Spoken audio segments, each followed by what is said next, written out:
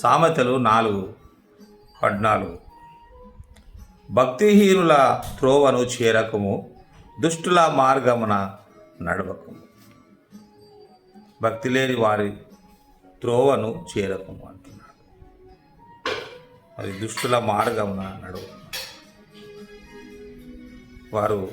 వారి త్రోవలోనికి రావాలి, వారి అడుగుజాడల్లో నడవాలని వారు మరి నిన్ను కోరినప్పుడు, మరి అట్టి వారి భక్తిహీనంగా ఉన్న వారితో వారి త్రోవలో నువ్వు చేరకు, వారి ఆలోచన చొప్పున మీరు నడవకు, దుష్టుల మార్గంన నడవకు.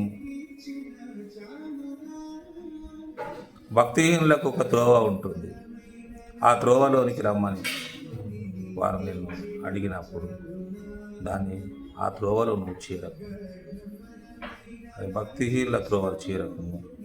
దుష్టులకు ఒక మార్గం ఉంటుంది, వాళ్ళు సపరేట్గా ఒక మార్గాన్ని వాళ్ళు ఏర్పాటు చేసుకొని ఆ మార్గంలో వారు నడుస్తుంటారు.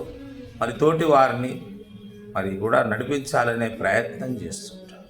ఎందుకంటే వారికి మెజారిటీ కావాలి, వారికి ఒక సంఘం కావాలి.